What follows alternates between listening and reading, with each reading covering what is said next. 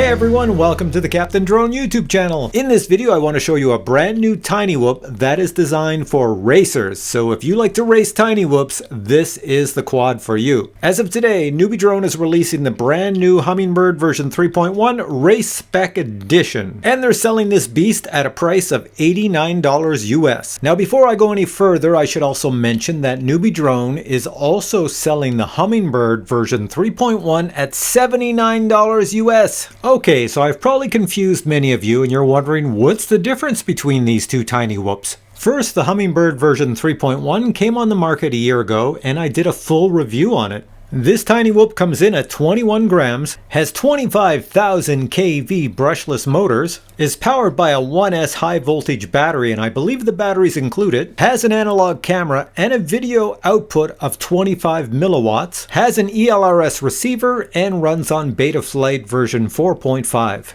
It also has a really cool LED lighting system, sort of looks like Christmas lights, and it glows through the canopy, and the canopy comes in many colors. Now the Hummingbird version 3.1 is designed to be flown indoors or outdoors. In either situation it does really well.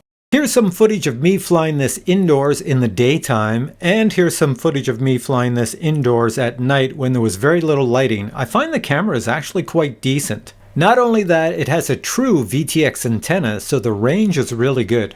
So here in this example, I was flying the Hummingbird version 3.1 from my basement and flying it around my house, all 3 floors, and the video signal back to me actually looked quite good. There was very little interference. And here's me flying this indoors to outdoors, and this was last winter, and you can see the video signal is actually quite decent, and the video footage flying out in the snow, it looks really good. So for your $79 US, let me show you what you get in the box. First off, you get some directions on how to bind the drone to your radio. You get a spare set of props, and the props will match the color of the canopy you select. And finally, you receive a 1S high voltage LiPo battery at 300 milliamp hours.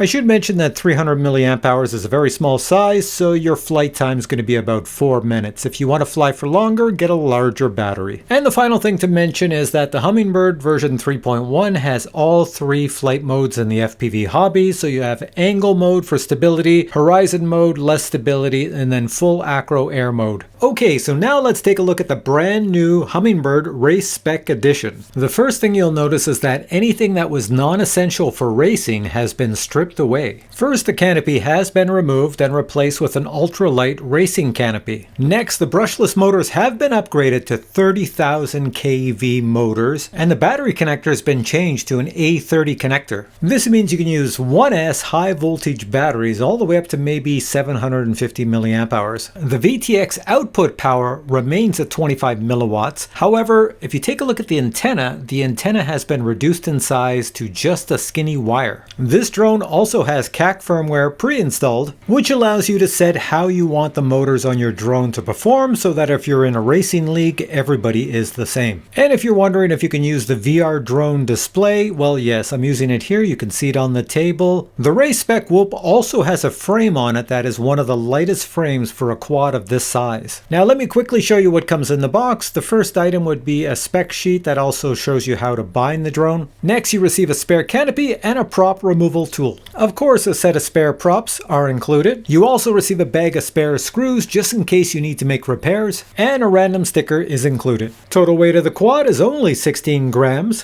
whereas the non-race spec version is up to 21 grams. Here's a direct comparison of the specs of the two drones. The race spec version is shown in green and the standard version is shown in blue. Now both versions of the drone are rocking ELRS version 3, so I flew both drones using my Radiomaster ELRS Pocket. Just to clarify, both of these drones will work with any ELRS radio. For example, if you previously purchased the Whoopfly 16 by Sub 250, the radio in this kit will work with these two quads. The same is true if you bought the Petrel 75 or 85 ready to fly kit, and of course the Aquila 16 radio will also work with these two quads. To learn how to make those radios bind to the quad, just watch my Hummingbird V3 review. Now the first question many of you are going to have is, can you fly the race spec Hummingbird indoors? Well, yes you can, it flies quite nicely. However, I would not recommend newbie FPV pilots attempt to fly this indoors because you're going to smash it into the walls, the ceiling, everything. It's much too fast. So if you're a newbie FPV drone pilot, it is best to take the Humminbird Race Spec drone outside for your first few flights. Okay, so what are my thoughts on the Race Spec edition? Well, it's definitely designed for indoor racing. So if you go outside, even if it's windy, it was windy on this day, the wind doesn't seem to bother it because it's so powerful, but it seems like it's more designed for indoors. What I mean by that is that the VTX, the range of the video signal back to your goggles, is not super far. So in this example, I'm going to fly from one end of my road all the way to the other end, and you'll see at the very end I'm losing video signal a little bit, so I have to come back. So that's about the range you'll get with this thing flying outdoors in an area like mine where each house on my street is sending out video interference and ruining my signal. If I was out in a large field with no interference, I could get a much farther range, but this drone is not designed for range, it's designed for racing. So it's very fast, it can corner on a dime, it's very flickable in the air, so it's something that people will love who love to race.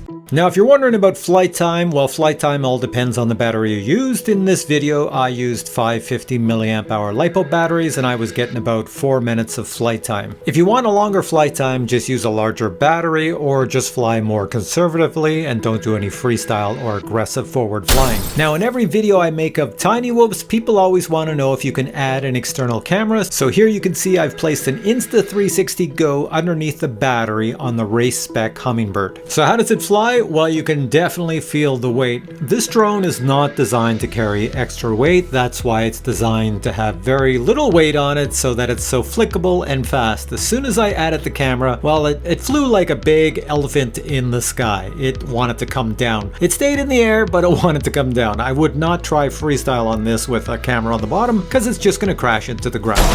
So the purpose of this video was just to let you know that both of these drones are available on the NewBeeDrone website at a super low price. I'll place links to both of these drones below this video. If you have questions on either of these Tinywhoops, post your questions below this video. And finally, if you enjoyed this video, please give it a thumbs up. And I'll catch you in a future video with many more cool reviews. Until then, I say bye!